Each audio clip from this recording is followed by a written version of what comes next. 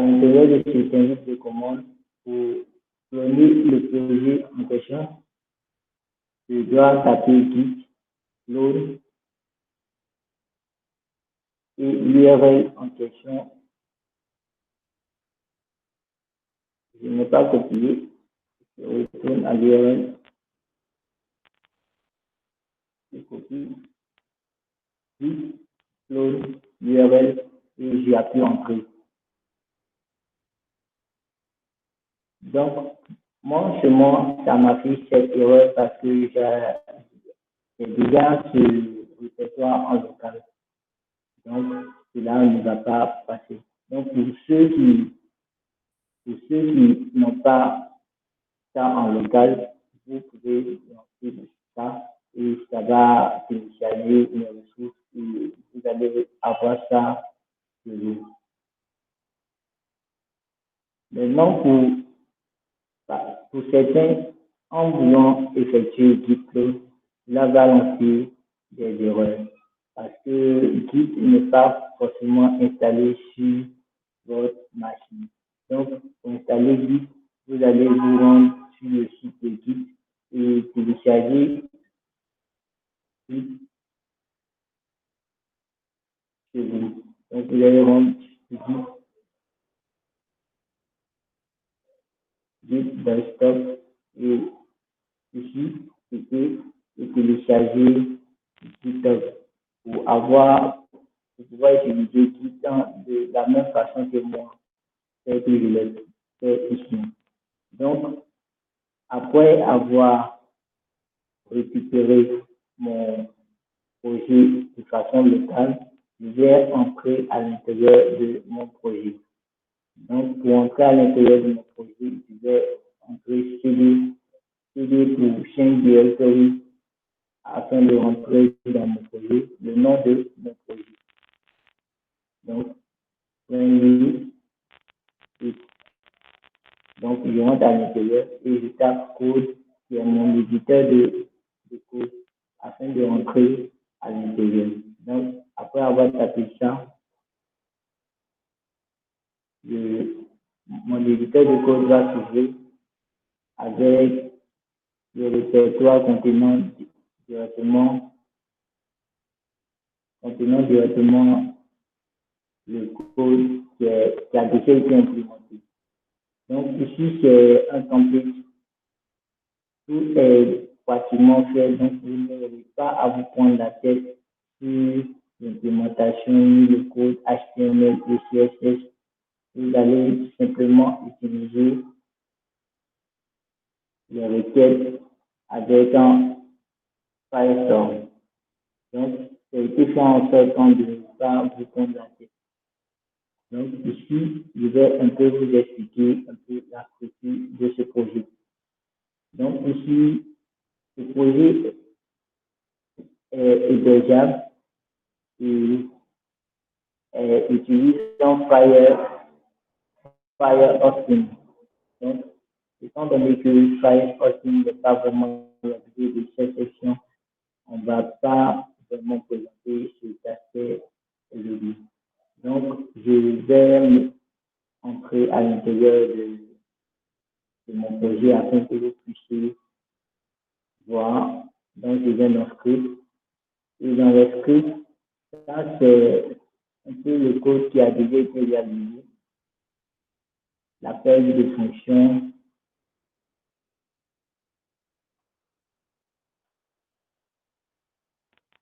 On attend que ça charge. OK. Donc, c'est un peu le code qui a déjà été réalisé. Donc, ici, c'est ma classe Friendly It. Et à l'intérieur de cette classe, on a déjà mis un certain nombre de données pour ne pas avoir à tout écrire nous-mêmes et pour pouvoir directement utiliser nos éléments.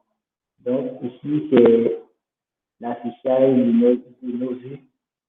Je rappelle que nous avons un single page app. Donc, ici, c'est notre application qui est là. Donc, ça, c'est tout le code de notre application. Donc, lorsque nous allons lancer notre serveur, en fonction des différents états que nous aurons définis dans notre application, cela va plus ou moins changer en fonction de... Cela va plus ou moins lancer plutôt la page que l'on décide. Donc, c'est un peu ça. Donc, toute notre application est résumée en un seul fichier. Donc, le fichier mock, c'est un peu le fichier pour générer des requêtes. Donc, ici, on va plus ou moins générer des requêtes de façon à ce que vous puissiez voir directement le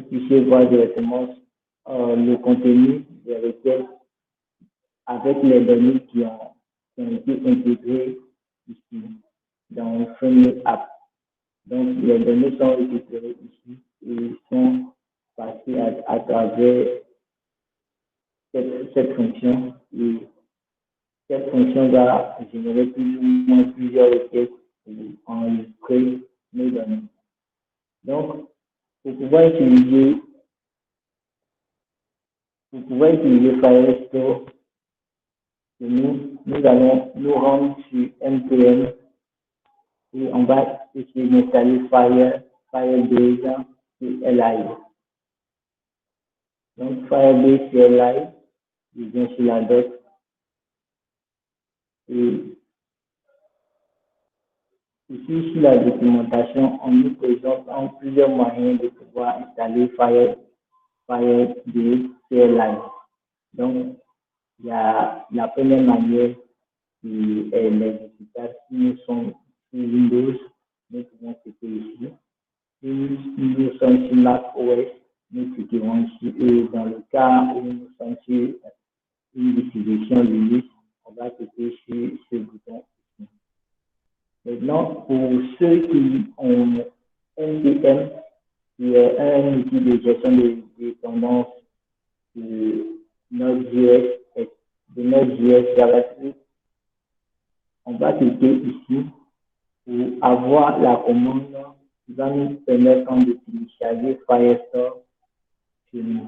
Donc, on va copier cette commande, se rendre dans notre navigateur et la coller. Donc, en le faisant, cela va télécharger l'outil de Firestore sur notre machine ici.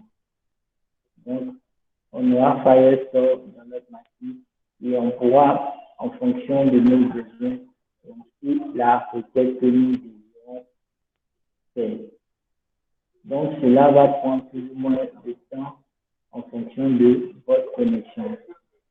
Mais, étant donné que moi, j'ai déjà installé ça sur moi, je vais couper l'installation.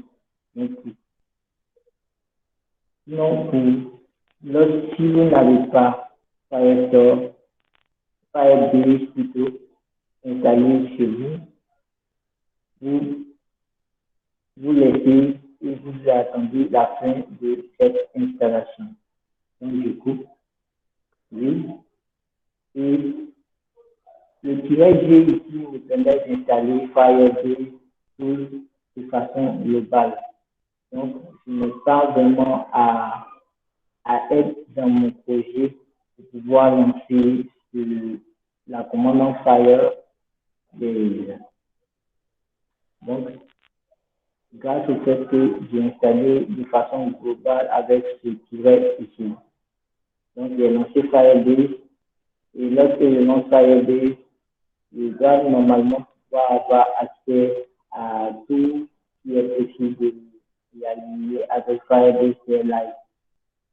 Donc, tant que ça prenne, on va attendre quelques minutes. On va attendre et tant que ça prenne. Donc,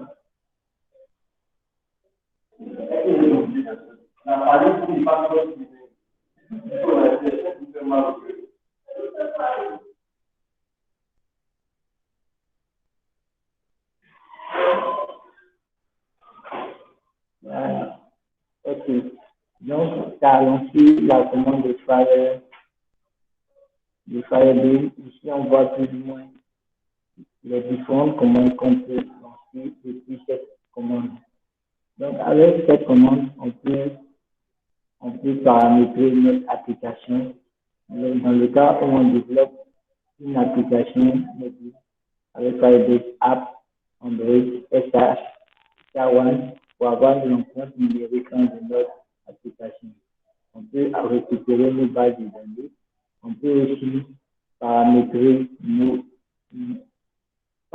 notre base de données avec la commande database, Firebase suivi de database de constitue l'option que l'on désire, le chemin vers notre base de données et les valeurs que l'on désire appliquer à notre projet. Donc, deploy, c'est pour utiliser Firebase hosting et déployer certaines choses que l'on désirait faire.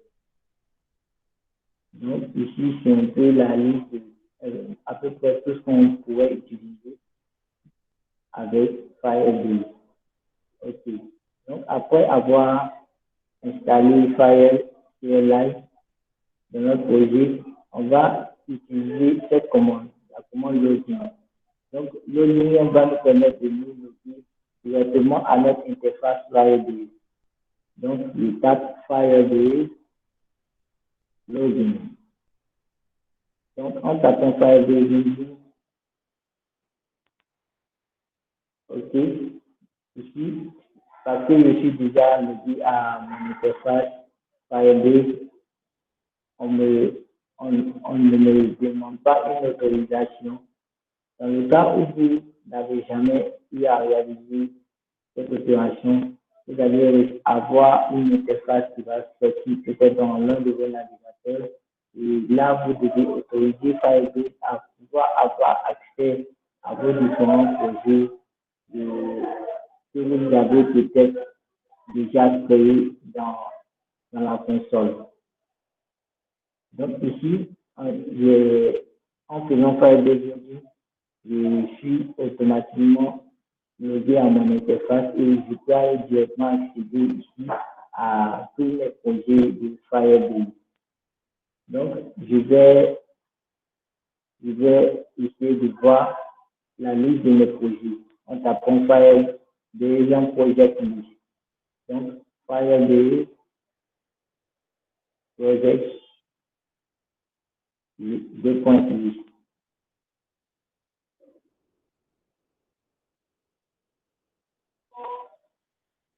OK, donc ça, c'est la liste des projets que j'ai sur mon Firebase actuellement. Donc, ça, c'est un peu la liste des projets que j'ai actuellement sur Firebase.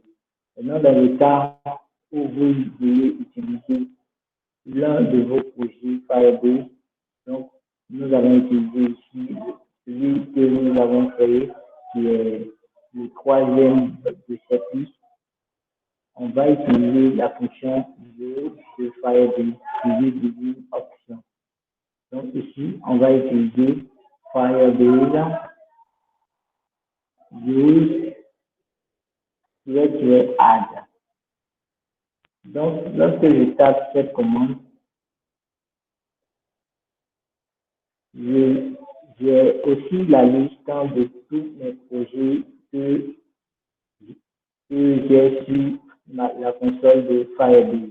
Donc, je peux descendre et choisir le projet que j'aimerais implémenter, que j'aimerais utiliser à l'heure actuelle. Donc ici, je vais utiliser le projet Friendly que j'ai ici. Donc, après avoir sélectionné le projet, j'appuie Entrée. Donc ici, il me demande de mettre un alias pour mon projet. Donc, je vais par défaut mettre default pour mon projet. Donc, après avoir fait ça, j'ai créé et j'ai accès directement à mon projet ici. Donc, pour ce projet ici et pour toutes les autres commandes que je vais lancer, c'est directement paramétré sur le projet Friendly que je viens de paramétrer ici. Donc, on va se rendre dans notre projet et on va commencer à utiliser le projet en question. Donc, je rentre à l'intérieur ici de mon projet. OK. Donc, on va revenir dans ce projet. Le fichier friendly.data.js. Donc, ce fichier représente au fait notre application. Donc, ce fichier, c'est à l'intérieur de ce fichier que l'on va écrire tout notre code et tous nos requêtes que l'on va utiliser tout le long de notre exemple.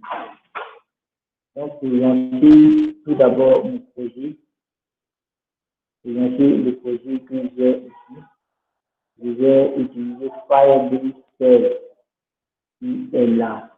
Donc, je vais utiliser Firebase Shell, Shell,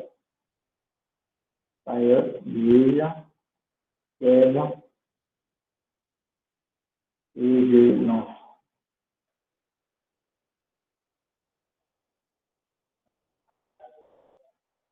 OK. Donc, j'ai lancé le projet Firebase et j'ai lancé le projet Firebase ici et je peux avoir accès ici en copiant cette URL. Donc, je copie mon URL ici, copier, et je me rends dans l'un de mes navigateurs pour avoir accès à l'interface de mon projet.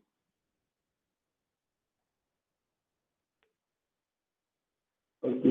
Donc, ça, c'est notre projet que l'on a actuellement. Donc, par défaut, vous aurez cette page lorsque vous lancerez et le serveur va se lancer derrière. Et à chaque fois que vous irez sur une page ou que vous lancerez une requête, c'est le serveur qui va tourner et générer la page en question. Donc, ici, l'application, étant donné qu'on n'a pas encore implémenté quelque chose, rien ne passe et on ne peut absolument pas voir quelque chose pour l'instant. Donc, je vais aller dans mon projet, la partie friendly.data.js et j'avais ajouté 2 lignes de code ici que je vais décommenter. Donc ici, je décommente cette partie de mon code. Dans la fonction friendly.prototype add restaurant. Je vous explique un peu le fonctionnement de ma fonction ici. Ma fonction ici est utilisée dans une autre fonction ici. Je réponds le nom de la fonction, add restaurant, je copie et je viens chercher ici. F.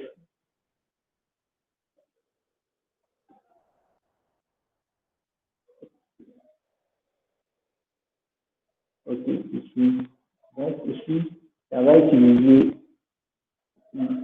notre fonction qui est là, va être appelée ici, et lui va récupérer toutes les données qui sont à l'intérieur de code ici et les implémenter pour créer des requêtes automatiquement pour chaque élément que l'on a ici.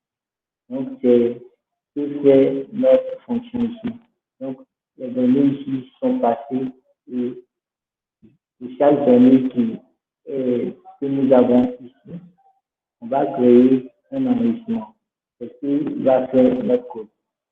Donc, je reviens ici dans le fichier friendly.data.js et j'enregistre ma modification. Mais avant de partir sur l'autre page, j'explique d'abord le bout de code que j'ai implémenté. Donc, ici, on va enregistrer notre instance de collection qui va représenter en fait notre table. Donc, dans notre table restaurant, pour ceux qui ont fait une base de données relationnelle, la collection représente notre table. Donc, dans notre table de restaurant, on va enregistrer nos données qui seront passées depuis la fonction dans le mode ici. Donc, pour chaque donnée enregistrée, on va exécuter notre fonction. Donc, ici, j'utilise Firebase. Dans Firebase, on a la possibilité d'utiliser plusieurs services. Donc, c'est le nom du service que je vais utiliser possiblement. Donc, Firebase.Firestore. Donc, cela me donne accès au service Firestore. Firestore, c'est une fonction. Et dans ce service, j'ai la possibilité d'utiliser une collection. Ma collection, c'est la table que je souhaite créer.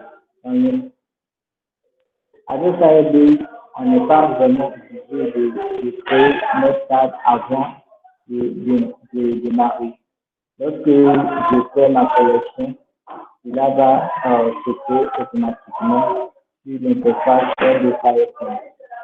Donc, j'ajoute ici avec cette ligne la donnée qui a été passée depuis cette fonction. Donc, après avoir ajouté ces deux lignes, je vais relancer le serveur. Donc, je coupe avec un crochet pour être sûr que mes données sont effectivement actualisées. Et je relance ici avec ma commande Firebase Serve. Donc, je vais relancer. Maintenant, je peux aller sur ma page. Donc, ici, je viens sur ma page et j'actualise. Donc, quand j'ai appuyé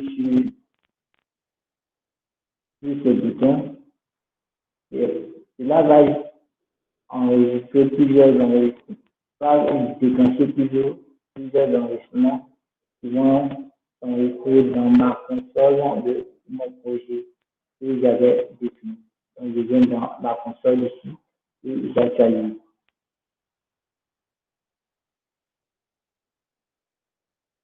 J'actualise. Donc, ici, on a eu à créer plusieurs instances de restaurant. Et ici, ça, c'est l'ID de notre, qui peut appeler de notre enregistrement, de notre document. Donc, on a créé notre collection restaurant et à l'intérieur de notre restaurant, chaque ligne, il crée un document. Donc, ça, c'est l'ID de notre document. Et à l'intérieur de chaque document, on a ajouté des données telles que définies dans ce mot. On a ajouté un nom, une catégorie, le nom ici, la catégorie. On a ajouté un prix, le prix ici. On a ajouté une ville, on a ajouté le nombre de votes, la moyenne des votes et une photo. Donc, c'est à peu près ce que ajouter de chaque enregistrement qu'il a eu à générer. C'est à peu près ce que a fait l'action de cette commande. Lorsqu'on appuie sur la fonction add note, plutôt sur le bouton add note. Donc, cela a généré plusieurs enregistrements. Donc, ici, je réexplique pour ceux qui n'ont pas compris. Avec Firebase, on a plusieurs services. On a la possibilité d'utiliser plusieurs services. Donc, je reviens ici pour que vous puissiez voir Firebase. Et à l'intérieur de Firebase, j'enlève carrément.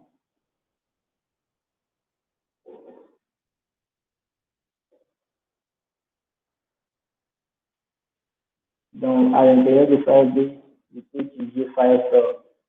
Et à l'intérieur de Firestore, j'ai la possibilité d'utiliser des collections. Je crée ma collection qui va représenter ma table. ma collection que je vais peut-être appeler, test. Donc, à l'intérieur de cette collection, on va relancer la même chose, passer les données. Donc, je vais revenir ici, supprimer les données que j'avais ici pour vous rassurer que, en fonction de la collection qui est passée ici, là que automatiquement n'importe quelle collection, n'importe quelle table de notre base de données. Donc, je vais supprimer entièrement toutes les données de la collection.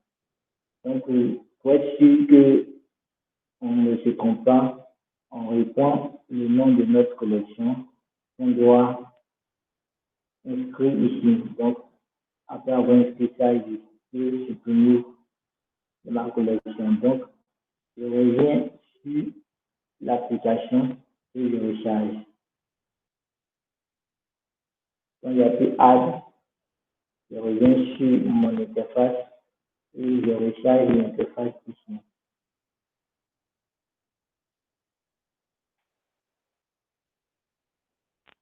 On constate ici qu'il a eu à générer plusieurs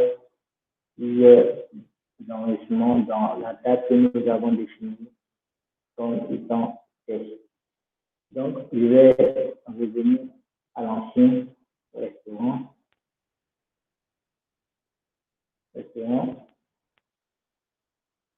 Ok. Restaurant. Donc, si je fais ça, on va continuer avec restaurant. Donc, on va continuer avec restaurant. Donc, ça, c'est l'un des avantages de Firebase. On ne se prend pas vraiment la tête au niveau de l'architecture de notre base de données. Le service de Google gère automatiquement toutes ces requêtes sans. Donc, on ne se prend pas vraiment la tête sur l'architecture, la manière dont c'est géré, la manière dont on doit implémenter la suite. Un peu l'architecture. Donc, là va nous permettre d'aller rapidement et de coder directement ce qu'on doit coder pour nos projets. Donc, c'est un peu ça l'avantage et un peu la philosophie de Firebase. Donc, je reviens, j'actualise et je continue avec ce que j'avais commencé la première fois. J'actualise ici. Ok, et je continue avec ce que j'avais initié la première fois. Ok. Donc ici, après avoir créé ma collection dans Firebase, on va aller ici pour avoir accès à tous les restaurants. Donc on a tous les restaurants qui doivent s'afficher sur cette interface.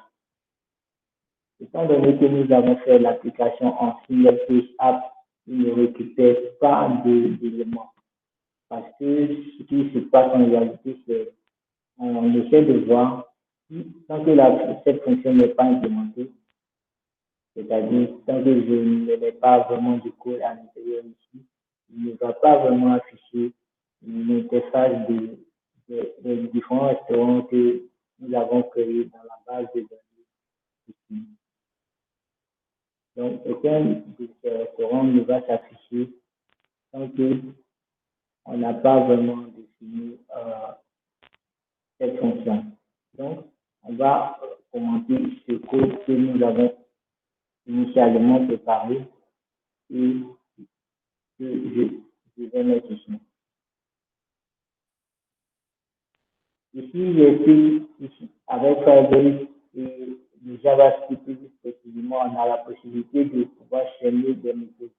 Donc, ça, c'est la première méthode. La deuxième méthode que j'ai enchaînée ici et ainsi de suite. Donc, j'ai la possibilité de passer à la ligne. Là, il n'y a aucune erreur, pas de prise de tête. Donc, ici, qu'est-ce que je fais concrètement comme requête? Je rentre toujours à l'intérieur de ma table restaurant ici et j'essaie de récupérer toutes mes enregistrements organisés par ordre de croissance. Et on va aller sur la moyenne des notes en fonction du nombre de points qu'aura eu notre restaurant. Donc, tous nos restaurants seront organisés de façon de croissance et on va se servir avec de la moyenne des notes en plus pour essayer de ranger. Ça sera notre critère de recherche, plus précisément. Donc, ici, je vais récupérer avec les limites les 50 enregistrements. 50 enregistrements, je vais limiter ça à 50 enregistrements. Donc ici, après ça, j'appelle cette fonction qui est définie en bas ici. Donc cette fonction que j'ai définie ici, c'est elle qui va plutôt me permettre d'afficher la page rédigée. Je rappelle que j'avais dit que le code ici, c'est un single page application. Et si vous montrez précisément, par défaut, les éléments dans le code sont hidden, ont des classes hidden. Donc, nous ne pourrons pas les voir même si nous le voulons. Donc, c'est en fonction des différents états que nous pourrons voir plus après les différentes valeurs. Donc, avec le hidden ici, on ne peut pas voir, l'implémentation. On ne peut pas vraiment voir. Donc, je reviens ici, après avoir documenté, j'enregistre et j'explique concrètement ce que mon code va faire. Donc ici, après avoir exécuté ma requête ici, j'essaie de récupérer. À chaque fois qu'il y a un changement, il y a cette fonction qui est générée. Il y a un événement qui est lancé. Donc, je peux récupérer les différents événements qui découlent de ma fonction ici, de ma requête, à travers la fonction onStartShot qui agit pour ceux qui ont fait de la synchrone comme qui est de la synchrone. Donc, ici, j'ai la possibilité de récupérer la valeur qui a été déclenchée. Donc, ici, cette valeur, ça sera le résultat de notre requête. Donc, si on récupère un résultat ici, on pourra plus ou moins avoir les valeurs à l'intérieur ici. Donc, les valeurs que j'ai ici, je vérifie si la taille de mes enregistrements est différente de mes.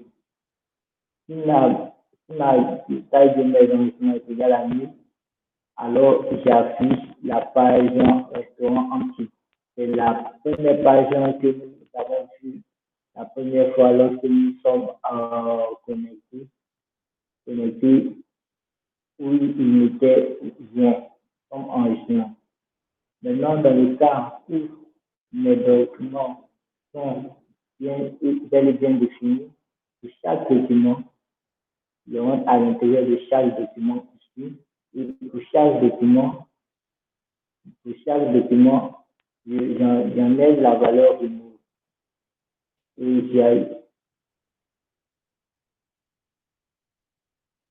si la valeur est égale à 1, parce qu'on a enregistré avec des valeurs, si la valeur est égale à 1, j'affiche, j'enlève le document, simplement, c'est comme si on avait supprimé. Dans le cas contraire, j'affiche le document.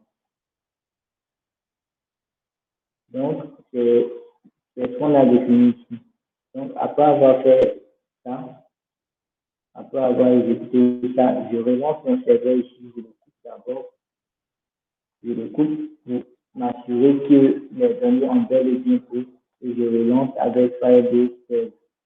Donc ici, je me rends sur l'interface en localhost et j'actualise ma page. Donc ici, maintenant, on a la possibilité de voir en quelque sorte les enregistrements qui ont été générés à travers notre requête. Donc, ça, c'est la présentation de chaque restaurant. Et quand je clique sur chaque restaurant, je vois une page de description de mon restaurant. Donc ici, on a la possibilité de monter, mais cette action ne passera pas pour l'instant, étant donné que nous n'avons pas encore exécuté la transaction qui va enregistrer notre requête, notre vote à l'intérieur de Firebase. Donc, pour l'instant, on va revenir ici. Donc, ici aussi, on a la possibilité de rechercher des restaurants en fonction de certains critères. Donc, pour faire simple, on a défini des prix avec des dollars et des dollars pour ne pas vraiment se prendre la tête sur le prix et autres. Donc, je reviens ici. Étant donné qu'on n'a pas encore implémenté cette fonction, je reviens dans le coup. Cette fonction doit être implémentée ici. Sur restaurant, c'est grâce à cette fonction qu'on pourra plus ou moins avoir essayé de récupérer les restaurants qui vont correspondre à nos flux que nous aurons eu à définir ici. Donc, même si j'accepte, cela ne va rien produire comme résultat. Donc, je reviens tout simplement sur la page et on va essayer d'implémenter une autre fonction. Donc, j'actualise pour revenir à l'état initial de la page. Donc, ça, c'est l'état initial de la page que j'ai ici. OK. Donc,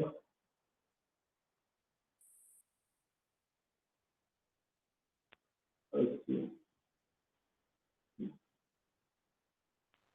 Ça, c'est l'état initial de la page que j'ai ici. Donc, ici, on a pu venir sur cette page ici parce qu'il y avait défini la possibilité de récupérer un restaurant. Donc, ça, c'est un peu l'identifiant de mon restaurant ici. Donc, c'est grâce à cette identifiant qui a été passée que je peux récupérer ce restaurant grâce à la fonction que l'on a définie ici. On passe l'ID du document, et l'ID qui est défini ici, que nous allons rechercher dans la console.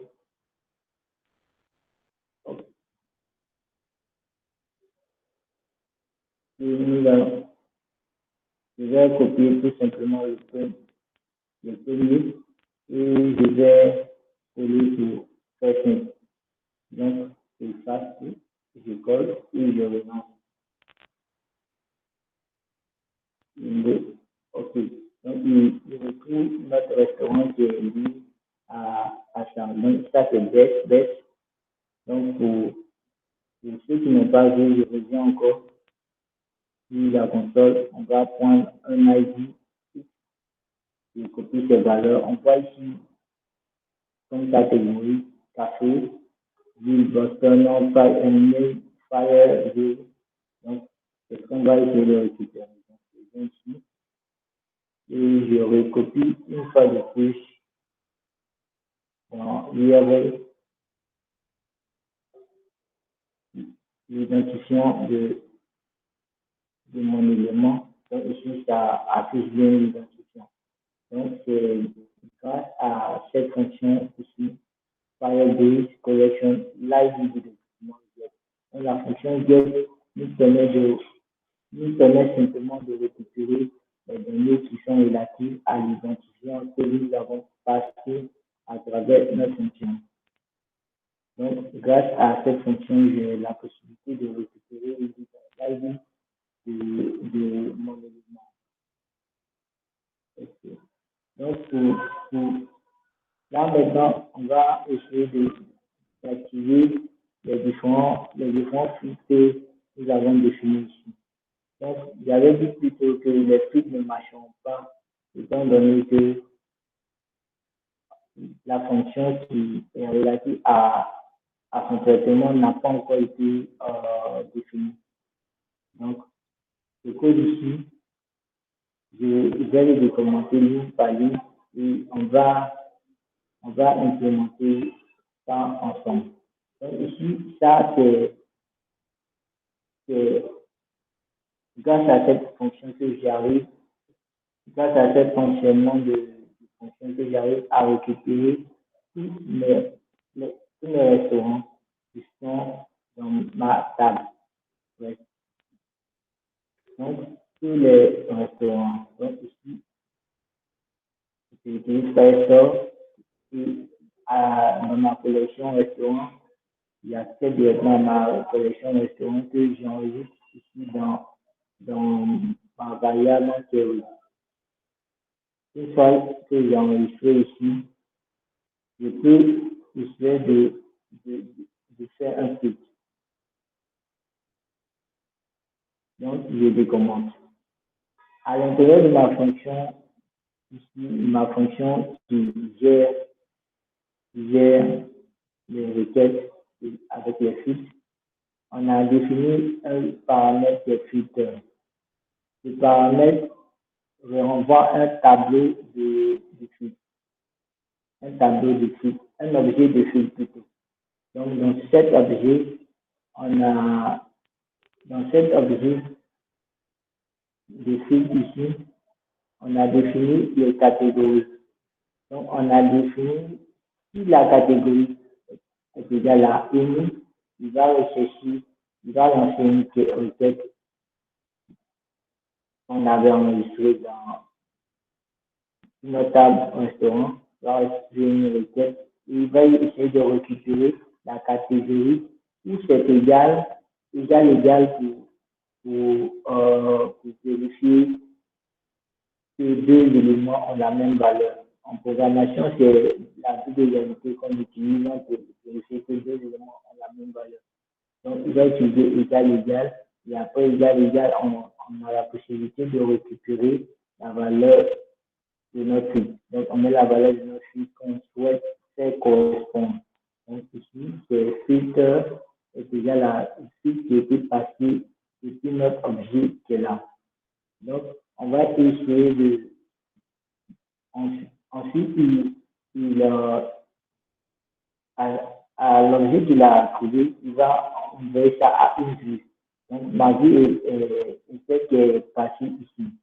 Donc, je vais décommenter tout en bas ici pour qu'on puisse avoir le résultat de notre requête avec un seul paramètre qui est défini sur notre page. Donc, ici, je vais décommenter cette partie et je reviens sur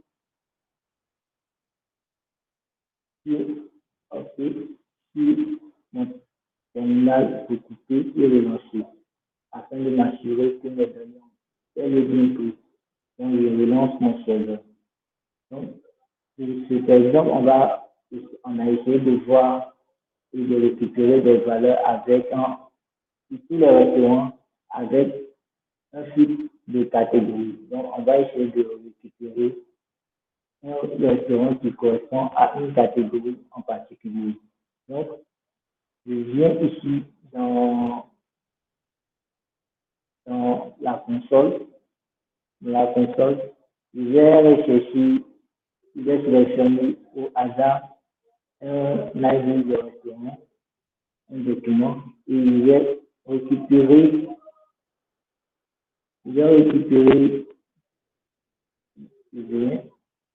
la catégorie. Donc ici, c'est la catégorie branch. Donc, je récupère la catégorie ici, branch. Donc, je vais relancer dans l'interface qui est là. Donc, je vais rechercher si les items ou la catégorie est déjà la branche, comme ce que j'avais ici. Je clique et j'accepte. Donc ici, il m'a affiché trois restaurants. Trois restaurants où la catégorie correspond à, à branche comme on l'avait défini. Donc, dans ces trois, on peut essayer encore de faire des recherches encore plus poussées. Donc, ici, on va essayer de rechercher en fonction du prix. Donc, pour cet exemple, on a eu la chance d'avoir des restaurants avec tous les mêmes prix. Tous les mêmes prix. On va essayer de voir faire notre recherche, n'importe quelle catégorie et le prix, on va définir 3. Donc, je reviens dans le code ici et je décommente cette partie. Donc, en décommentant, cela me donne la possibilité de rechercher en fonction de deux critères. Donc, de deux critères. Des restaurants qui ont à la fois une catégorie que j'aurais définie ici et des restaurants qui ont un prix que j'aurais sélectionné ici également. Donc, tous ces restaurants qui vont correspondre à ce flux, il va les afficher. Donc, je viens ici, je définis le prix et je reviens encore une fois de plus pour sélectionner la catégorie crunch. Donc, si cela est bon, lorsque notre requête va être lancée, cela doit encore récupérer ces trois éléments, puisque ces trois éléments ont encore la catégorie crunch et ont comme prix 2 fois $. Donc, j'enregistre ici et je coupe le serveur pour m'assurer que les données ont bien pris et je relance.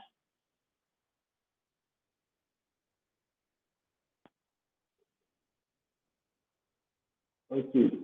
Après avoir relancé, je recharge ma page ici et on va essayer de chercher,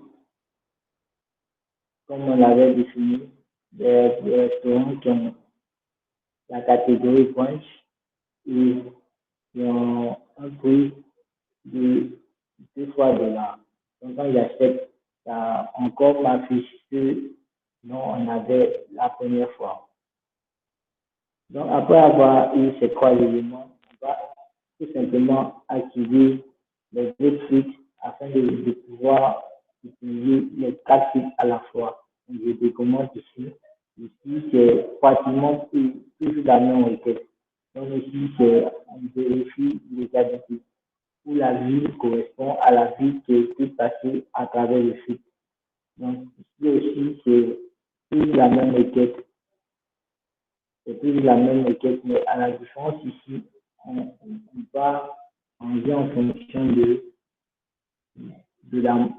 l'élément que l'on désigne. Donc, je vais continuer d'abord avec les trois paramètres, comme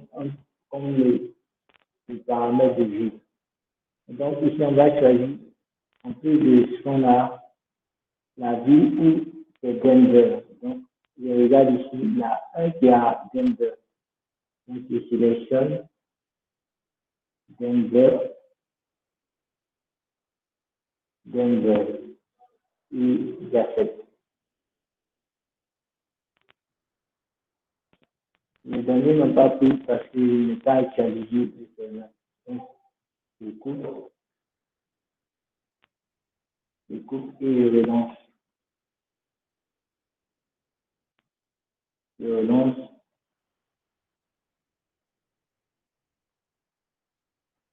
Maintenant, une fois que mon serveur a démarré, j'actualise ici et j'essaie de revenir avec les mêmes critères de recherche. Donc, on avait dit qu'on allait de rechercher un restaurant avec comme catégorie brunch, on allait chercher un restaurant qui était de la ville de Denver. On allait chercher encore un restaurant comment dire, qui a comme prix défini $2.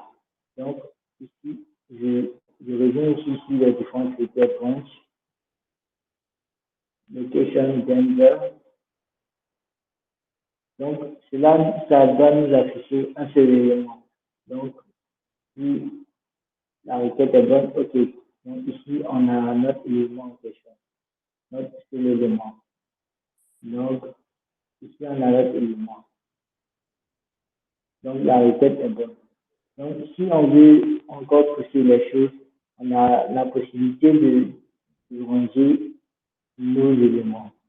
Par défaut, lorsque je reviens sur notre page ici, notre page de produits, nos produits sont rangés par moyenne, sont rangés par lorsqu'on fait les champs, sont rangés par la moyenne, en fonction de la moyenne. On a la possibilité aussi de les ranger en fonction du nombre de si j'accepte ici, les arranger en fonction du nombre de filles qui étaient définis dans les enregistrements. Nombre de vues ici. Pour ceux qui ne savent pas de quoi je parle, je reviens sur cette interface annulée. Il y a le nombre de vues, nombre en rating. Ça, c'est ici, voici la moyenne ici.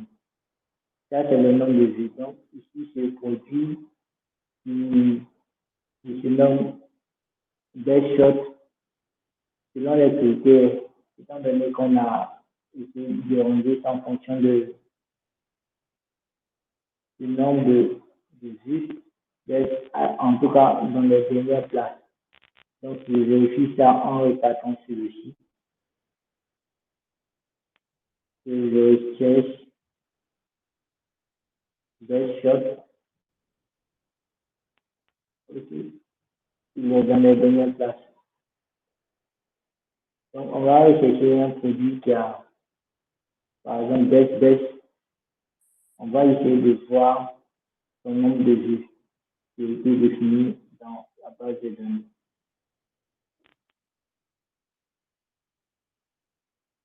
Si possible. OK. Il est ici. Étant donné que les enregistrements ont été faits de façon aléatoire, je ne maîtrise pas vraiment et les ID sont générés. Donc, on sera obligé d'aller un peu au tic au tac pour essayer de retrouver notre élément. Alors, cela va nous prendre un peu plus de temps. Mais si on ne retrouve pas, on va essayer de voir notre produit qui a plus ou moins une bonne moyenne. Et en fonction de ça, on va continuer. Bon, je ne trouve pas un bon produit qui a une bonne moyenne ici. Donc, apparemment, je ne trouve pas de bons produits. Étant donné que nos éléments étaient faits de façon aléatoire à travers notre fonction que l'on a définie. Donc, on ne va pas se prendre la tête pour ça. Donc, j'avais dit qu'on allait activer la possibilité de donner à l'utilisateur de faire des recherches en fonction des critères hors croissant ou de croissance, order by. Donc, on va ranger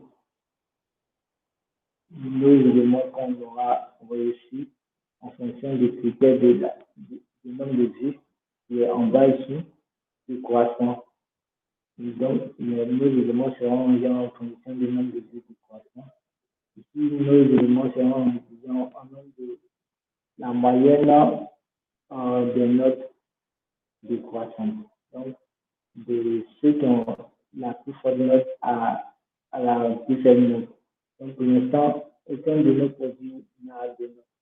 Donc, lorsque on range par moyenne, il n'y a rien, rien ne passe parce que tous les produits sont à la même enseigne parce qu'ils n'ont pas vraiment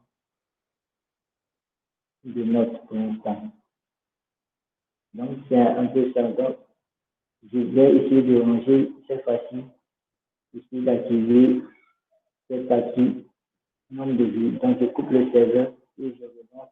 Je ne veux pas que cela me reprenne dans le même coup que la fois passée. Et ça ne l'avançait pas. Avancer. Ok. Donc, cette fois-ci, on va essayer de récupérer en fonction du nombre de vues. Donc, bon, pour l'instant, rien ne se passe parce qu'on n'a pas essayé de voir quelque chose. Donc, on va essayer d'activer la dernière fonctionnalité ici qui est la possibilité de pouvoir noter nos éléments. Parce que jusqu'à présent, si on essaie de lancer une note pour notre produit, rien ne se passe. Rien ne se passe, on ne peut pas noter notre produit. Donc, on va essayer de voir comment il est possible de noter notre commande. Donc, pour noter notre commande, voici ce qu'on va essayer de faire. On va tout d'abord, je vais décommenter d'une page afin que nous puissions comprendre. Donc, je récupère ici. Donc, là, ici, il y a l'ID du restaurant qui est passé et il y a la valeur de sa note qui est passée à travers la fonction. Donc, l'instance de notre table, on va conserver toute cette table, toute notre collection, comme on le dit en OSQL, on va enregistrer notre collection dans une variable ici. Donc, ici, à travers cette variable, on pourra accéder à l'ensemble des données, des documents contenus dans notre collection. Donc, dans cette collection, je récupère la liste du restaurant qui est passée à travers ma fonction ici. Donc, en déconnectant cette ligne, je récupère l'ID du document. Donc, je passe par l'ID en paramètre. Donc, là fonctionne à peu près la même chose comme la fonction get. Donc, ID, que l'on a fait précédemment. Donc, on tape l'ID et je récupère l'ID. Donc, la fonction get, c'était pour récupérer toutes les valeurs et retourner ça directement. Donc, ici, on veut récupérer l'ID de notre élément et ensuite, en fonction de notre ID, essayer de faire une autre opération. Donc, pour notre élément en question, on va ajouter une collection. En OSQL, il est possible d'ajouter une collection à l'intérieur d'une collection. Donc, cette collection sera prise et considérée comme une sous-collection. Donc, pour l'ID de mon document que j'ai ici, je vais lui ajouter une note. Donc, il va ajouter une collection et pour la collection, on va définir les paramètres. On va créer un document ici. Donc, il va créer un document. Donc, ici, je documente ma transaction en fait. Donc, ça, c'est tout le code de ma transaction. Donc, la transaction, il va lancer une requête. Donc, je récupère l'instance de Firestore et je lance une requête où je passe ma transaction et je exécute une transaction. Donc, là, dans cette requête, je récupère l'ID du document ou la valeur du document. Ensuite, après avoir récupéré la valeur de ce document, le document que j'ai récupéré dans ma recherche, dans mon futur, je vais essayer de récupérer ces données. On récupère ces données ici. et on essaie de lui affecter une moyenne. Donc, sa moyenne sera, on fait le calcul en fonction des différents champs qui ont été récupérés. Donc, dans data ici, je récupère les champs et en fonction des différents champs, on va essayer de calculer la nouvelle moyenne pour notre document. Donc, ici, data, je récupère le nombre de vues. Je récupère le nombre de la moyenne, l'ancienne moyenne, je récupère la note. Et on va multiplier la note par la moyenne et à laquelle on va ajouter la note. Et on va diviser par le nombre de vues plus 1. Donc, c'est un peu un calcul. Je ne sais pas si je peux définir ça comme étant un peu complexe, mais vous aurez compris que c'est notre manière comment on dit, de calculer la moyenne de notre produit. Donc, le document sur lequel il va update, il va faire un update, il va modifier la valeur du document ici. Et le nombre de vues, il va affecter les valeurs. C'est avec une plus 1, c'est-à-dire on va incrémenter le nombre de vues précédents d'un, donc c'est dit qu'une personne de plus a vu, et on va affecter à la moyenne précédente la nouvelle valeur de la moyenne. Donc après avoir fait ça, on enregistre les valeurs. C'est un critère pour enregistrer nos valeurs. Celui qui est là, c'est au document que j'ai, à ma collection que j'ai créée à l'intérieur de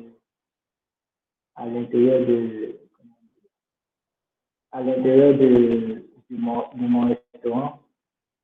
À cet élément, je vais passer la valeur rating, qui est la note. Donc, c'est un peu ce que je fais. Donc, quand j'exécute cette transaction, là, va récupérer la valeur et exécuter un peu comme je. Donc, je réexplique encore une fois pour ceux qui n'ont pas compris ou qui n'ont pas vraiment suivi cette partie. Donc, on prend notre collection et à l'intérieur de notre collection, on essaye de pointer vers la table que l'on désire avoir. Après avoir récupéré notre table en question, je passe l'ID de l'élément que je cherche à récupérer. Donc, l'ID de mon restaurant que je vais sélectionner.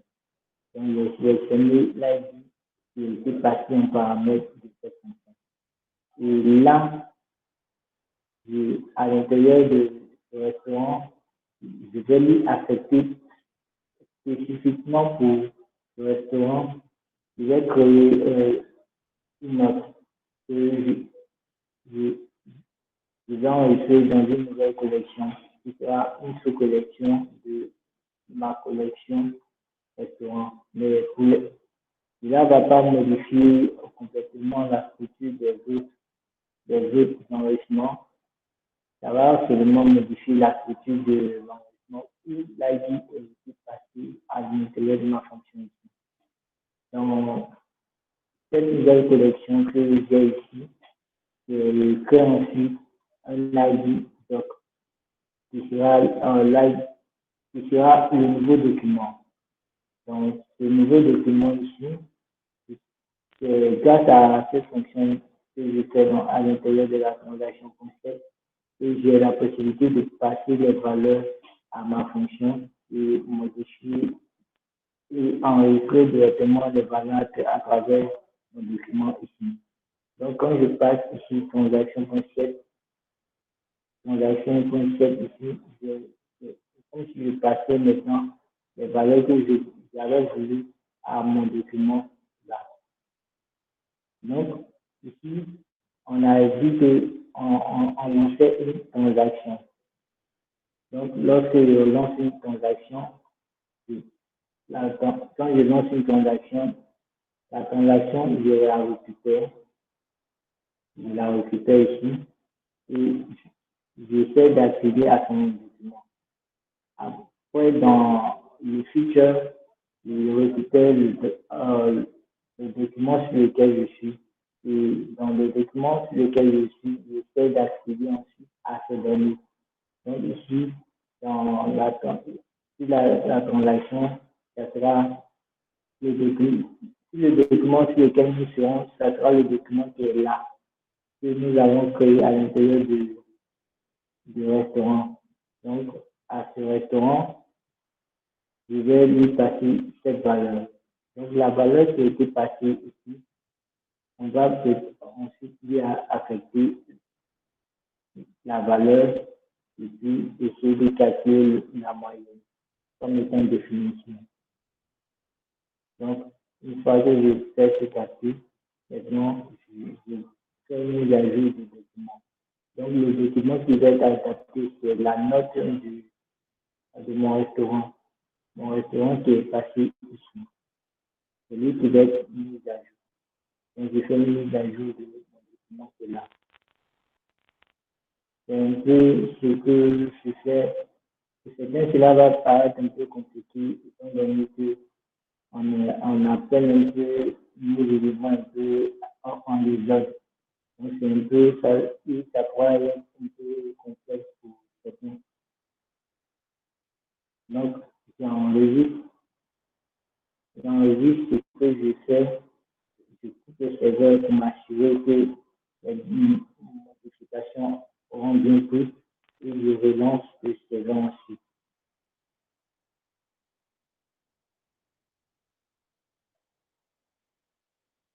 Après avoir lancé le serveur, je viens pour actualiser la page. Donc, ici, on va essayer de tenter un enregistrement. Donc, ici, on a la possibilité d'appuyer sur ce bouton afin afin qu'il crée des notes juste pour cet enregistrement. Afin de pouvoir faciliter et de pouvoir chercher facilement dans notre base de données, on va récupérer le restaurant qui est l'ID qui est passé là. Donc, je copie cet ID et je viens ici à l'intérieur de mon document. Je fais exprès pour cliquer, pour avoir la bonne URL et copier le lien ici. Donc, quand il y a plus add, donc, il a ajouté, il a généré des enregistrements qu'il a ajoutés. Donc, ça, ce sont des enregistrements qu'il a générés. Ça, c'est le seul enregistrement qu'il a généré. Donc, il y a plus ici. Ça, c'est la note que moi je donne à ce restaurant. Donc, la première note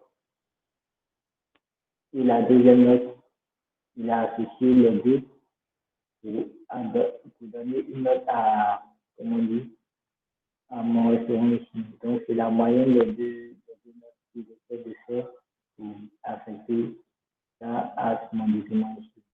Et qu'on essaie de faire ici, à travers cette recette qui peut paraître plus ou moins compliqué. Donc, ici, je me rends dans la console pour essayer de voir ce que ça produit comme résultat. Donc, j'actualise. OK. Le premier enregistrement. Je vois que il n'a pas encore sélection restaurant. Bien c'est lequel restaurant.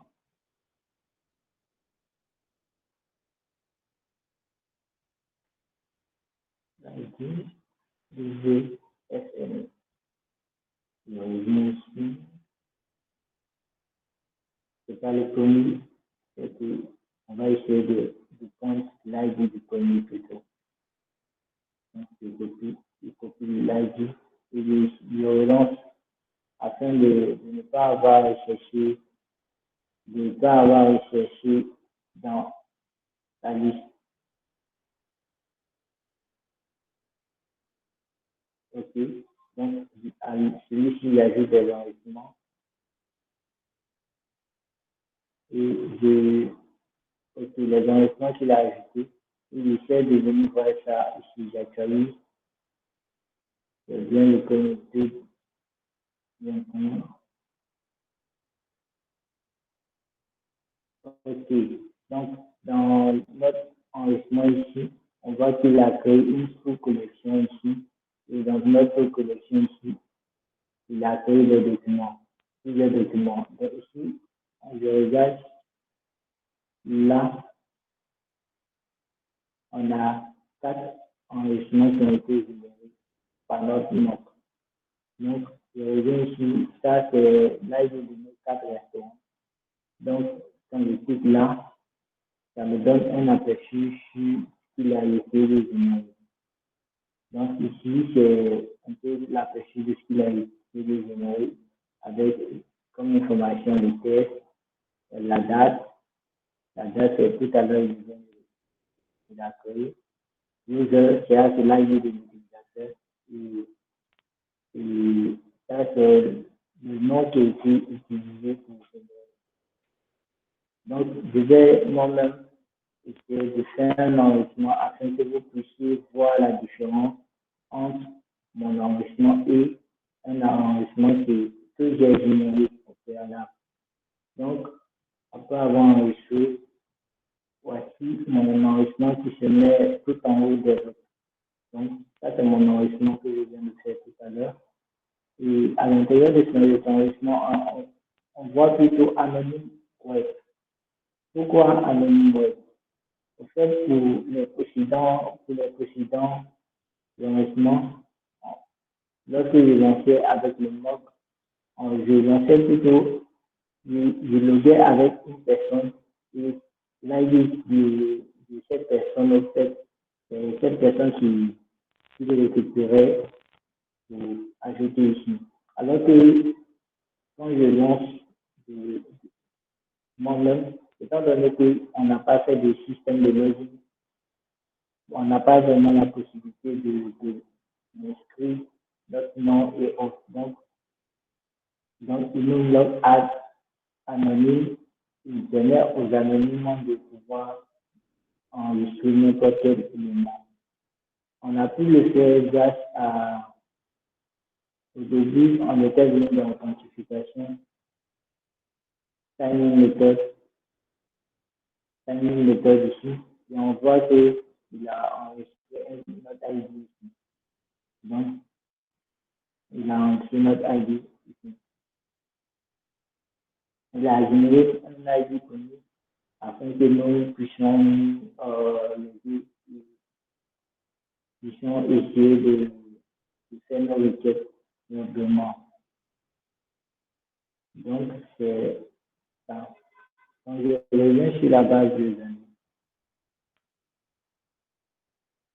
Je reviens sur la base de données.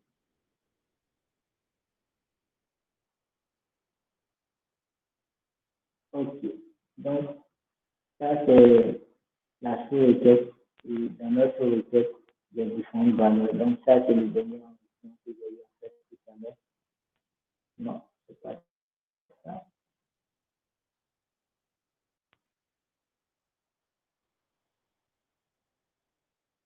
Ok. Ça, c'est l'enregistrement que j'ai eu à faire tout à l'heure. Donc, c'est un peu ça. Donc, je reviens encore sur le thème de la conférence. Après ça, après cet exemple, qu'on a eu à avoir, on a pu créer un petit projet. Et grâce à ce projet, on a essayé de pratiquer plus ou moins. Et grâce à ça, on a pu essayer de faire quelques requêtes afin de pouvoir voir comment Firebase, plus précisément Firestore fonctionnait. Donc, on a pu essayer de pratiquer plus ou moins, essayer de voir.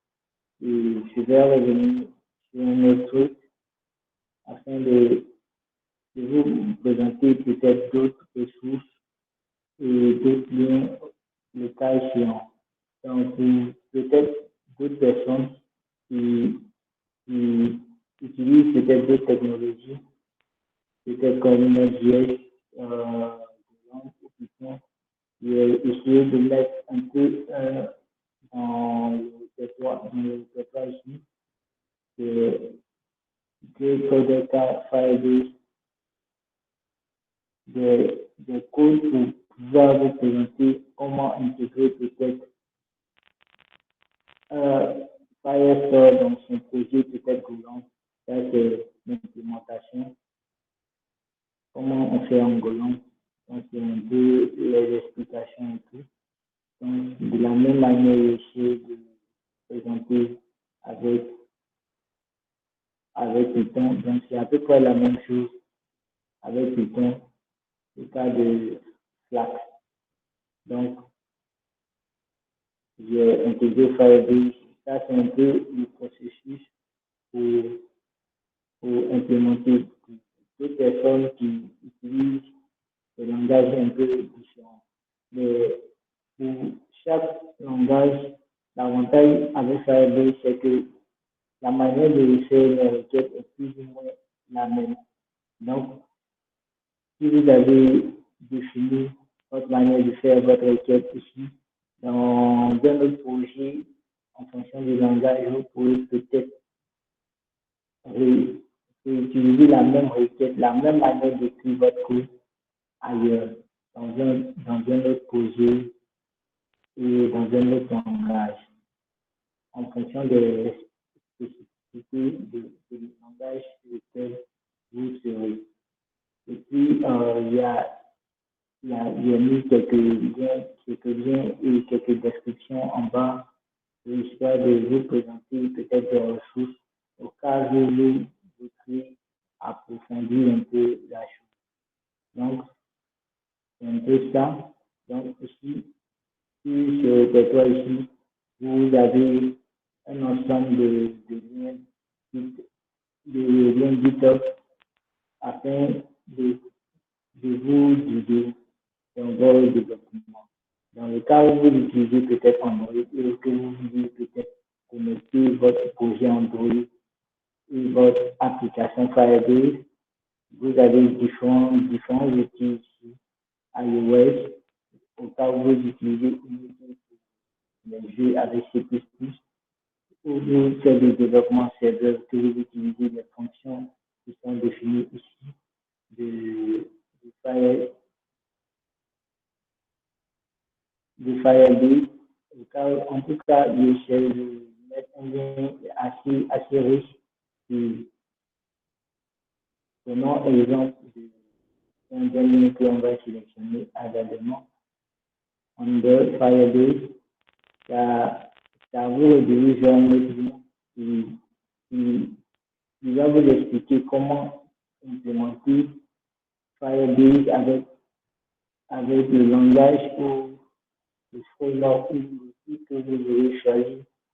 Et vous pouvez ensuite essayer de coder librement, essayer de voir comment cela marche. C'est un peu ce que j'avais posé pour vous. Et donc, je vais mettre fin à ma présentation. Il ne faut pas arrêter le partage d'abord. Il faut nous partager les liens dans le chat. Ok. Donc, Maintenant, on est à la partage les liens. section des questions.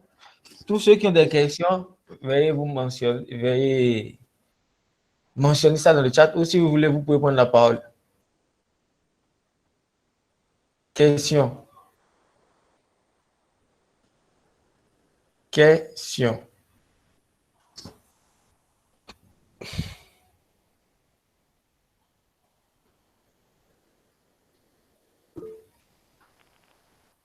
Question. On attend les questions. Oui, vous avez tout compris. Ça, c'est-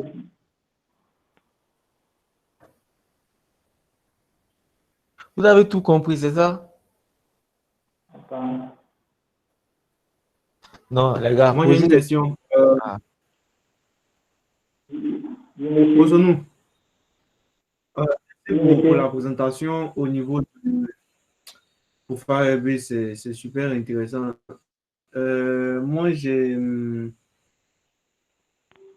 question. Je ne sais pas si il y a une ressource en fait qui permet d'abord, une ressource qui permet d'enregistrer, si par exemple on doit travailler avec la map, enregistrer la localisation de l'utilisateur dans Firebase, euh, Firestore. Maintenant, ma deuxième question, c'est est-ce qu'il est possible d'enregistrer un tableau, par exemple, dans Firestore? Est-ce que c'est possible? Voilà. Ok. Donc, bon, je vais essayer de répondre d'abord à la première question. Donc, dans le lien que j'ai eu à balancer tout à l'heure, il y a le lien vers tous les autres liens. Donc, quand vous allez vous rendre sur ce lien, vous pouvez ensuite migrer sur les autres liens. Donc, pour l'instant, le lien est encore en privé. Je vais le mettre en privé tout à l'heure.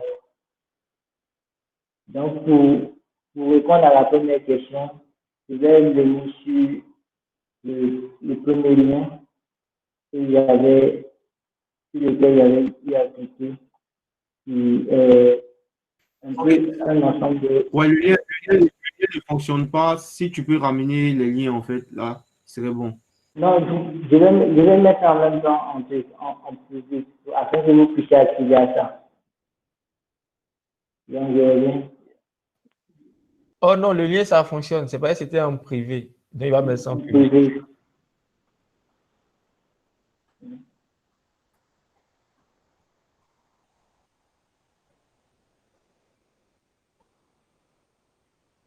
Bon, moi j'ai une question. Moi, j'ai une question. Non, attends, je réponds à monsieur Elia. 30 juin, donc il est encore temps. Allô? Oui, vas-y, pose ta question. Ok. Maintenant, le lien passe maintenant.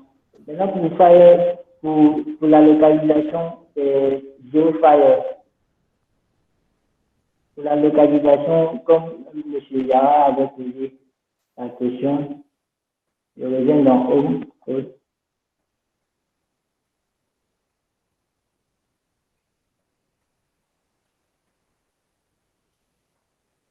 Pour la localisation, pour utiliser la localisation avec Firebase, c'est GeoFire.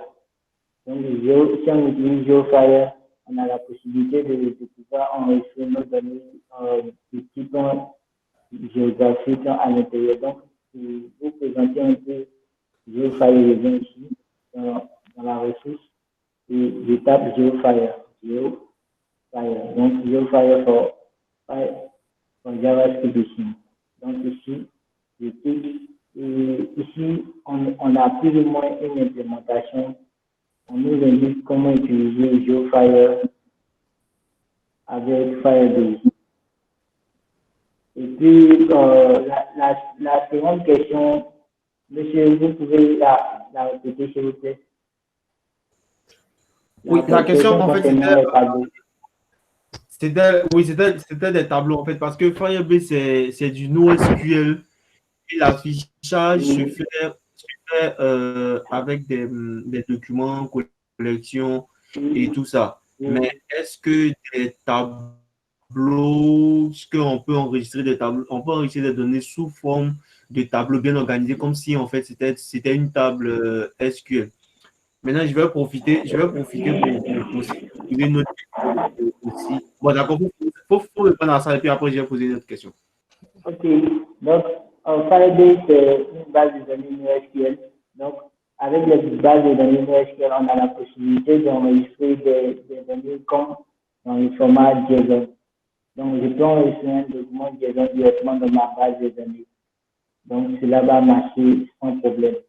Donc, étant donné que j'ai la possibilité d'enregistrer un format JSON dedans, donc dans le JSON, souvent, on peut mettre des listes, des tableaux à l'intérieur. Donc, pour une table en particulier, je peux mettre, pour un champ en particulier, je peux mettre comme valeur la valeur de ma liste. Donc, on peut enregistrer facilement des tableaux à l'intérieur en Firebase. Je viens de répondre à la question. D'accord. Finalement, ça va s'afficher au format JSON en fait. Ça ne va pas s'afficher format tableau en fait. En fait, table. Oui, oui. Voilà. D'accord. Maintenant, aujourd'hui, moi, j'ai ressenti qu'en fait, qu'aujourd'hui, avec les NoSQL, c'est plus par rapport au big data. C'est plus Oui. adapté en fait, aux grandes données et tout ça. Est-ce que, par comparaison, NoSQL, une base de données NoSQL est préférable ou euh, est mieux qu'on appelle ça une base de données relationnelle comme SQL? Ou bien ça dépend des données? En fait, cela dépend plus ou moins ce que l'on veut faire. En fonction, si on veut plutôt une base de données flexible, on a la possibilité d'utiliser des NoSQL. Si on ne veut pas vraiment définir une structure propre, là, on utilise carrément le NoSQL. Maintenant, l'avantage du NoSQL, c'est qu'il est fait en termes de requêtes, il est un peu mieux pour certaines requêtes, en tout cas, par rapport à une base de données relationnelle. Et puis, lorsqu'on a une certaine masse de données, il est encore plus rapide.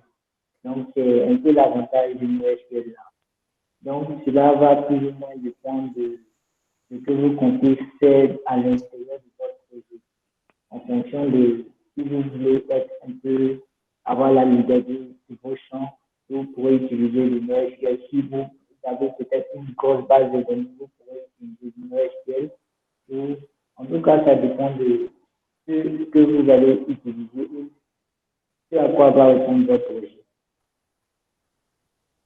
D'accord, d'accord. Oui, c'est ce que j'ai remarqué aussi et tout ça. D'accord, ok. Il y a Jean-Pierre, pas de une souci. question.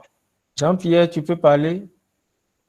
Ouais, au fait, c'est pas une question. Bon, ok, c'est pour faire la discussion, en fait. Euh, oui, Vas-y. actuellement, beaucoup de développeurs ont tendance à comparer Firebase à Amplify. Donc, je ne sais pas si tu as eu déjà utilisé Amplify ou quelqu'un dans le Meet a déjà eu à utiliser Amplify. Mais si quelqu'un, moi, je ne l'ai pas encore utilisé, mais si quelqu'un a de l'expérience, est-ce qu'on peut avoir une petite comparaison des deux, si ça vous dérange pas? Oui, oui, oui, on est là pour le partage de connaissances. Allez-y, les gars, on Bon, vous moi, attend. bon, moi, personnellement, je n'ai pas utilisé d'autres éléments autres que Firebase. Donc, pour cette question, je ne pourrais vous répondre. Donc, s'il y a quelqu'un d'autre qui peut-être a une expérience avec un autre framework ou un autre élément, il pourra peut-être vous répondre.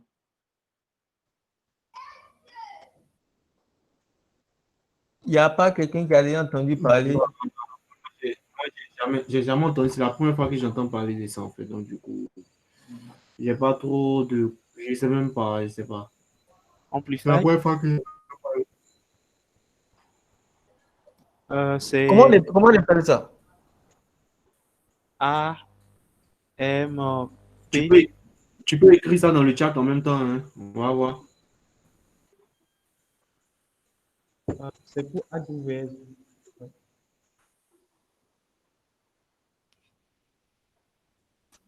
Ouais, souvent, des gens qui ont parlé. Ah, ok. Vous voyez, c'est ça la communauté. Hein. Là, vous partagez les connaissances et puis qu'on va apprendre le lui.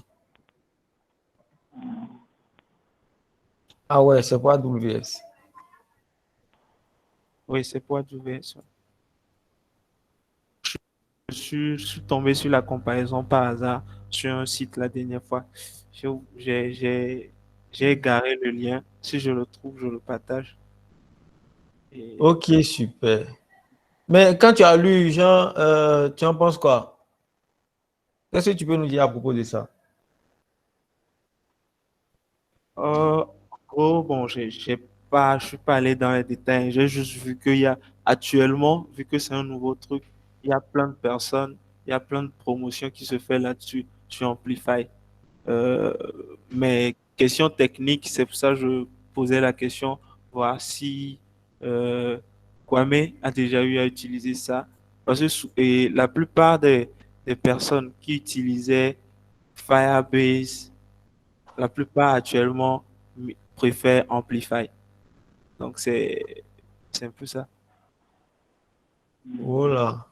Je sais pas si vous voyez mon écran, hein. Voilà, Amplify. C'est un framework ou quoi? Ah, ok. Non, c'est les outils avec lesquels on utilise. Intéressant. Clique sur JavaScript, on va voir. Donc, c'est le concurrent net de Firestore qui est là. On va démarrer un tuto pour voir ce que ça nous donne. On est là pour apprendre, hein.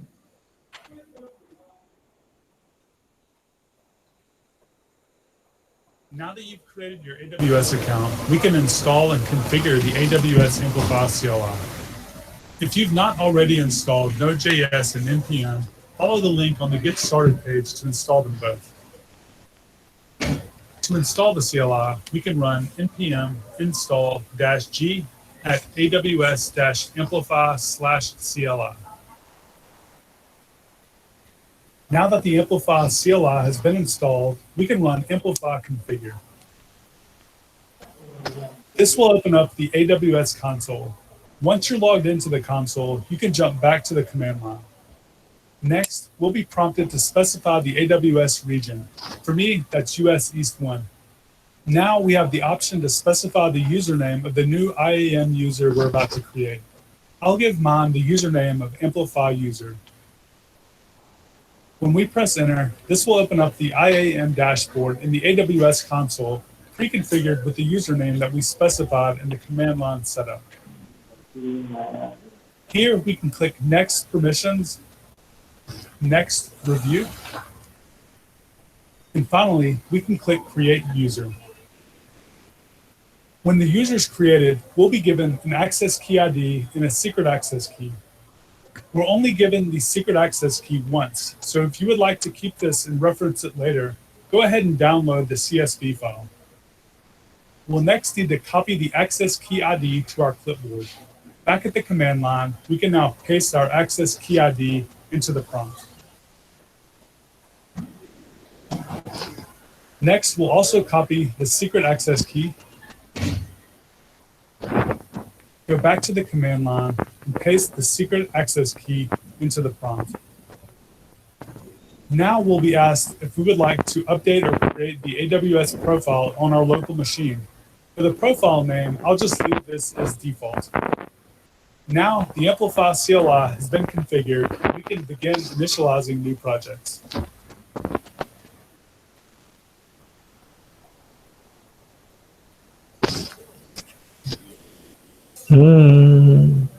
C'est tout? C'est fini? Non, ça, c'est le début, hein. Ça, c'est juste le début. C'est encore, il y a encore un truc là devant, hein. Ça a beaucoup Ouais, il y de a choses. beaucoup de trucs. Bon, Oui, il y a d'accord. beaucoup de choses.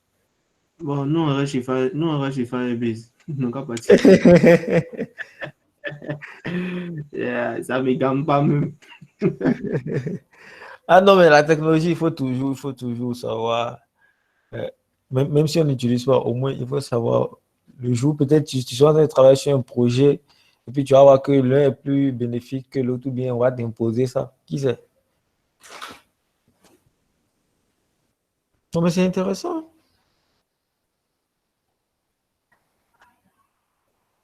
Bon, vous voyez, non, moi, je viens d'apprendre quelque chose aujourd'hui. Amplifier. Allô? Vous êtes là? J'espère que je ne suis pas seul. Oh, oui. Ok, donc je sais comment bien, c'est pour la première fois que tout le monde entend parler de amplifier. Ouais. C'est intéressant, hein? Ça devient intéressant. Vous voyez, c'est ensemble, on apprend. Hein. Si chacun est intéressé dans son coin, je connais, je connais. Un jour, tu sors, on te dit, tu connais amplifier, tu dis, hein, c'est quoi ça encore? Ah, donc, je crois que chacun ira faire des recherches là-dessus. Maintenant, les questions sur Firebase, on attend toujours les questions. Questions. On attend les questions. Hein. Ça, c'est les questions, on attend. Questions. Questions. Attendez, moi, je ne comprends pas. Vous n'avez pas de questions, quoi. Tout ce qu'il a dit là, vous avez tout compris.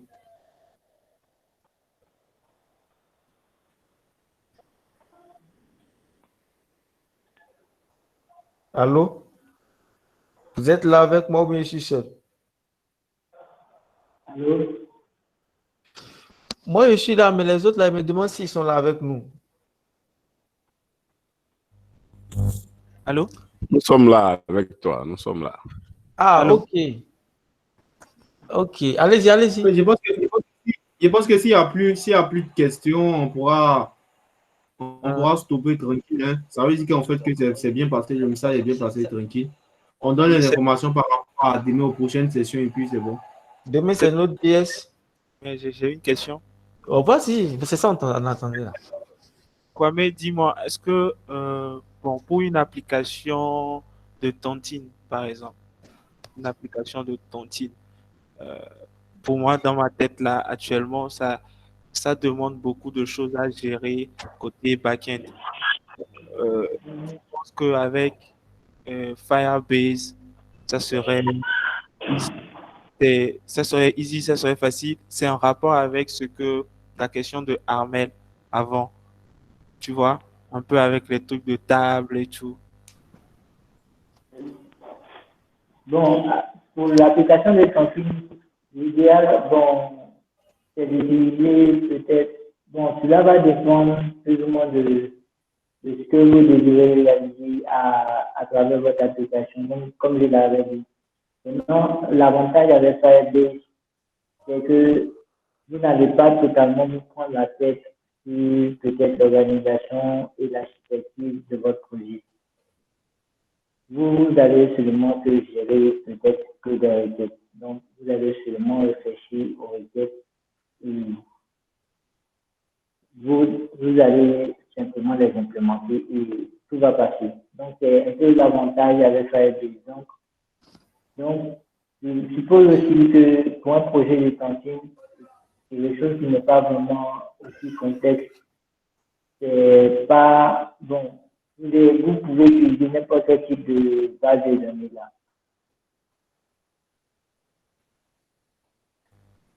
Ok.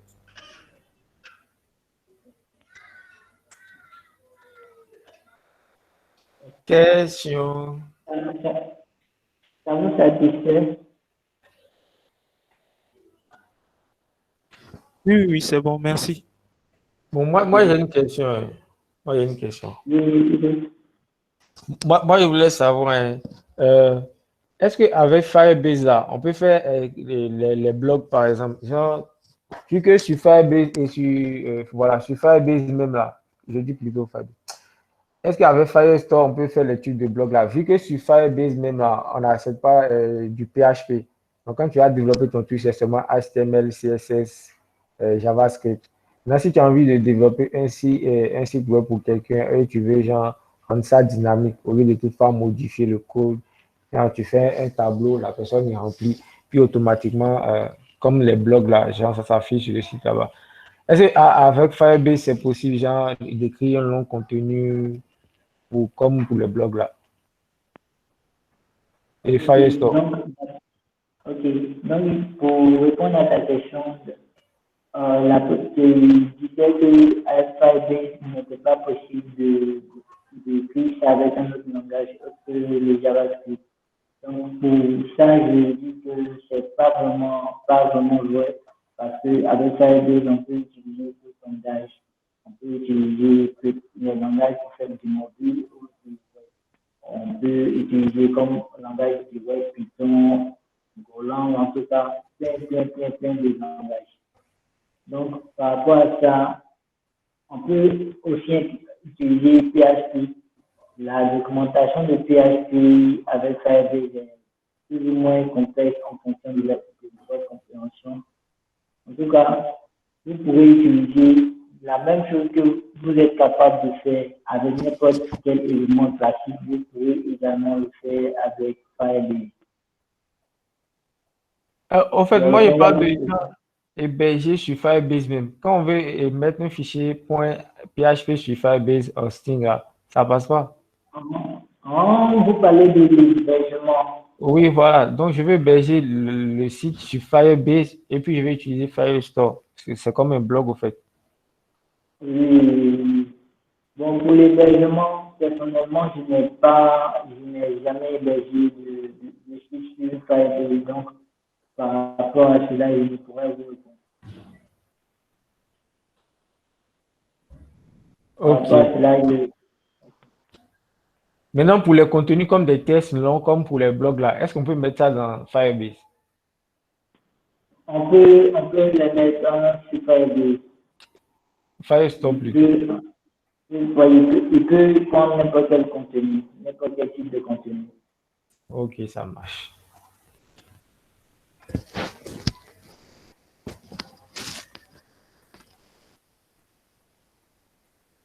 Allô? Est-ce qu'il y a des questions? S'il n'y a pas de questions, je vais laisser M. Yara clôturer la session. M. Yara, demain, on a Node.js. Demain soir, comment créer un bot avec Node.js? Demain soir à 17h. M. Yara? M. Yara? Est-ce que M. Yara, il est là? M. Yara? Est-ce qu'il nous entend? Bon, ok, c'est pas grave. Si il ne nous entend pas, c'est pas grave. Donc, je disais que demain soir à 17h, vous pouvez aller sur Meetup, vous allez voir.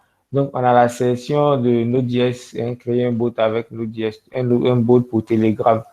Maintenant, on a créé un espace Google Chat pour permettre aux participants de notre événement de pouvoir interagir, de causer. Tout à l'heure, j'ai demandé, vous avez dit que vous préférez Slack par rapport à Google Chat. Donc, dès qu'on va créer Slack, on va vous envoyer le mail.